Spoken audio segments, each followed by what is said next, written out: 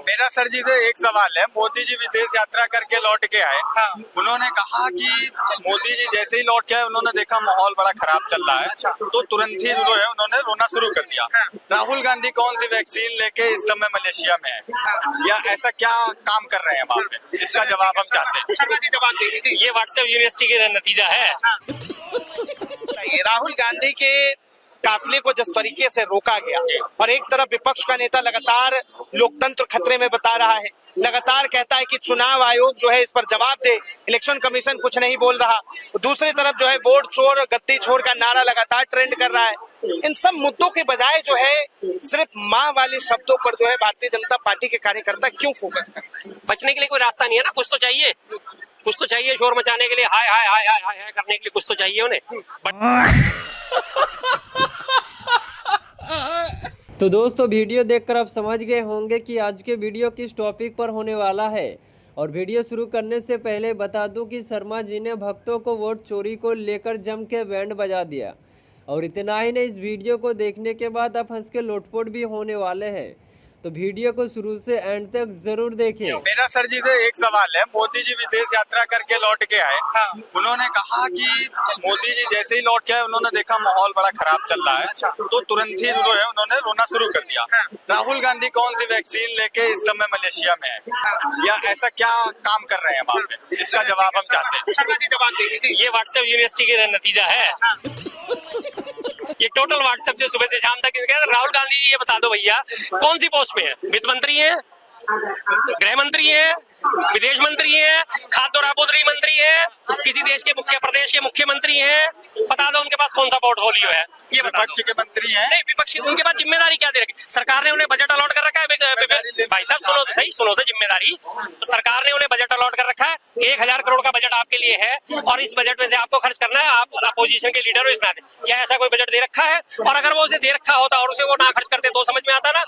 बताओ, मैं आपसे तो ये पूछ रहा हूँ ना, वो बताओ ना कौन सी पोस्ट पे है वो? सरकार ने उनको क्या जिम्मेदारी दे रखी है? बताओ क्या जिम्मेदारी दे रखी है? आप अगर चुनाव आयोग ना बोल पाए तो आपको जिम्मेदारी मिलनी चाहिए।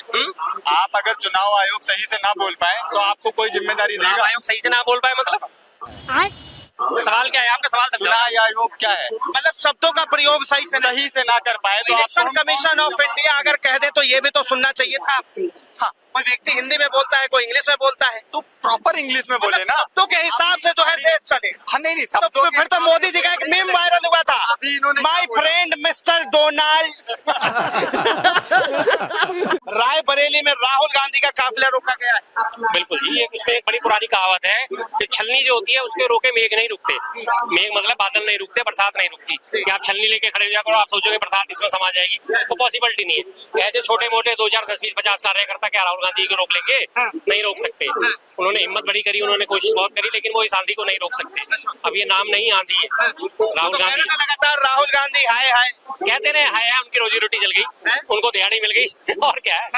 200-400 रुपए पे पेट भर कर आए थे, अपने 200-400 रुपए लेके चल दिए। यही हाल ट्विटर का है, यही हाल सोशल मीडिया का है। 2-2 रुपए में ट्वीट करते हुए घूम रहे होते हैं, यही पेट भर कर थे। आज की उनकी दिहाड़ी बन गई, राहुल गांधी आया है करके। मिला क्या उन्हें? क्या मिला उन्हें? इस तरह से वो तो उनकी लोकप्रियता और बढ़ा रहे हैं और अपनी घटा रहे हैं, अपनी मानसिकता दिखा रहे हैं। अच्छा राहुल गांधी के काफिले को जिस तरीके से रोका गया और एक तरफ विपक्ष का नेता लगातार लोकतंत्र खतरे में बता रहा है, लगातार कहता है कि चुनाव आयोग जो है इस पर जवाब दे, इलेक्शन कमीशन कुछ नहीं बोल रहा, दूसरी तरफ जो है वोट चोर गद्दी छोर का नारा लगातार ट्रेंड कर रहा है। इन सब मुद्दों के बजाय जो है सिर्फ माँ वाले शब्दों पर जो है भारतीय जनता पार्टी के कार्यकर्ता क्यों फोकस करते हैं? बचने के लिए कोई रास्ता नहीं है ना, कुछ तो चाहिए, कुछ तो चाहिए शोर मचाने के लिए, हाय हाय हाय हाय हाय हाय करने के लिए कुछ तो चाहिए उन्हें। बट तो आप कह रहे हैं कि भैया मोदी जी को इस्तीफा दे देना चाहिए? नहीं, मोदी जी क्यों इस्तीफा देंगे? मांगने वाले मोदी जी को संस्कृत ना है तो मोदी जी इस्तीफा ना दे। राहुल गांधी को हिंदी बोलना नहीं है तो भैया इस्तीफा दिलवा दो। काम तो सही से कर रहे हैं। चुनाव आयोग राहुल गांधी सही नहीं बोला, मैटर तो ये है। आप हाँ, मैटर यही है। मोदी जी घूम के आ रहे हैं। हम भी कहते हैं चुनाव आयोग को चुनाव आयोग है, वो तो केंद्रीय चुनाव आयोग है, और केचुआ है वो तो केंद्रीय चुनाव आयोग है। केचुआ है, रीढ़ विहीन प्राणी है, जिसमें रीढ़ नहीं है, रीढ़ की हड्डी नहीं रखता। फिर और अगर बोलने की बात करते हैं तो अब बोलने की बात पे आ जाते हैं। फिर अब ये भाई साहब ने याद दिलाया बच्चियम वाला, फिर मोदी जी को इस्तीफा दे देना चाहिए। बेटी बचाओ मोदी जी को इस्तीफा दे देना चाहिए। सहारनपुर की लड़की लकड़ी के बदले बोला इस्तीफा दे देना चाहिए, है ना, दे देना चाहिए ना फौरन ही। 3 ही शब्द गिनाए अभी तो मैंने, और भी याद देता हूँ।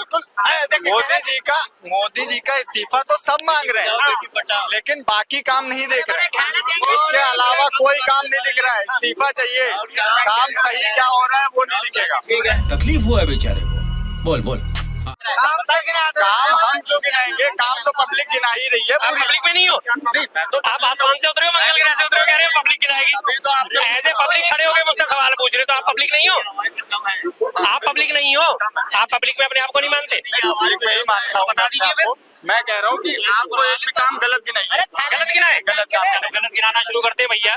2014 में 55 लाख करोड़ का भारत सरकार के ऊपर कर्जा था, आज 255 लाख करोड़ का हो गया। पहला 22.5 करोड़ लोग गरीबी रेखा से नीचे हुआ करते थे, बीपीएल कार्ड धारक हुआ करते थे। उसके बावजूद भी 2 रुपए 3 रुपए 4 रुपए किलो के हिसाब से राशन खरीदते थे इज्जत के साथ। आज 81 करोड़ लोगों को 5 किलो राशन देना पड़ रहा है। 81 करोड़ लोगों को गरीब कर दिया। ये अच्छा काम में शामिल होता है। अरे बाप रे, ये तो धोती खोल रहा है। आज भारत की अर्थव्यवस्था 4 ट्रिलियन की बताई जा रही है। उस 4 ट्रिलियन की अर्थव्यवस्था होने के बावजूद भी आज जो है गरीबों को सड़कों पर सोना पड़ रहा है। किसी को पक्का मकान जो है देने का वादा करा गया था वो नसीब नहीं हुआ। 100 स्मार्ट सिटी बताने का वादा करा गया था। एक स्मार्ट सिटी का नाम गिना दो, एक स्मार्ट सिटी का नाम बता दो। सिर्फ एक स्मार्ट सिटी जिसे कंपटीशन का सर्टिफिकेट मिल गया। मैं बता रहा हूँ, 2014 से पहले जो पर कैपिटल गिनी जाती है वो पर हेड कितनी थी इंडिया की? बताइए, आप बता दीजिए। आप बताएं। नहीं, मुझे नहीं पता, मैं तो आपसे जानना चाहता हूँ ना। मेरे से मत पूछो, मैं क्या नहीं आदमी हूँ। मैं भी फिर क्या नहीं हो गया, बात ही खत्म हो गई। यहाँ जब आप बात खत्म करना चाहोगे तो मुद्दे खत्म हो जाएंगे। गजब टूबीबाज आदमी। लेकिन मेरे से ही सब कुछ पूछना है तो मैं तो बता देता हूँ। 2014 में पर कैपिटल इनकम कितनी थी? 1,33,000 हुआ करती थी, और आज 2,16,000 है। हाँ, तो उसके बाद आगे भी सुन लो ना। अब इसके बाद नेक्स्ट भी तो सुन लो। उस टाइम हमारे ऊपर पर कैपिटल डेब्ट कितना था, जिसे कहा जाता है पर व्यक्ति कर्जा कितना था? 55 लाख करोड़ को डिवाइड करना 120 करोड़ से कितना बैठेगा? सिर्फ 70,000 के आसपास बैठता है। और आज हमारे ऊपर कर्जा कितना? 1,60,000, दुगने से भी ज्यादा हो चुका। फिर इनकम बढ़ी नहीं, कर्जा बढ़ गया। फिर आप उसको कैसे कंपैरिजन करोगे सर? इनकम नहीं बढ़ी, बिल्कुल नहीं बढ़ी। 2,16,000 पर कैपिटल इनकम है, उसमें 1,60,000 हमें कर्जा देना, बचा क्या? 40-50 और 56,000 रुपए महीना। 56,000 साल का, सॉरी महीना भी नहीं, साल का। बताओ फिर अब। राहुल गांधी ने जो कहा वोट चोर गद्दी चोर, ये शब्द उनके क्लियर थे नहीं, मतलब साफ शब्दों में बोला ना। वोट आपने चोर, सुना कि नहीं? हाँ मैंने सुना। वोट छोड़ गद्दी छोड़ वाली जो बात कह रहे हैं, उन्होंने तो नरेंद्र सरेंडर भी बोला है। तो क्या सरेंडर कर दिया? सवाल ये है कि जब साफ साफ शब्दों में विपक्ष का नेता बोल रहा हो तो देश के प्रधान का जरूर कर्तव्य बनता है कि उसे जवाब देना चाहिए। तो ये शब्द तब किसी ने क्यों नहीं बोला जब नेहरू को कहना चाहिए कि गद्दी छोड़? तो आप उस टाइम में थे? नहीं, हम तो नहीं थे, लेकिन उस समय के लोग, उन्होंने क्यों नहीं बोला? आप उस टाइम वोट चोरी तो असली वही थी। असली वोट चोरी तो वही थी। बताओ जरा, कैसे थी वोट चोरी? भारत में पहले आम इलेक्शन कब हुए थे? आम इलेक्शन 47 के बाद कब हुए? नहीं, मैं पूछ रहा हूँ आपसे। आपने इतनी बड़ी बात करी नेहरू जी को लेके, बता दो भारत में पहले आम चुनाव कब हुए थे?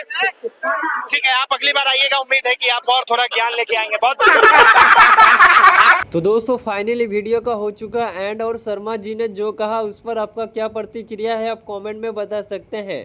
और उम्मीद करता हूं कि वीडियो आपको पसंद आई होगी। तो वीडियो को अभी तक लाइक नहीं किया तो वीडियो को लाइक करके चैनल को सब्सक्राइब कर ले, क्योंकि इस तरीके के वीडियो को मिलती रहेगी। तो बहुत ही जल्दी मिलते हैं किसी दूसरे वीडियो को लेकर, तब तक के लिए अपना ख्याल रखिए। Bye bye.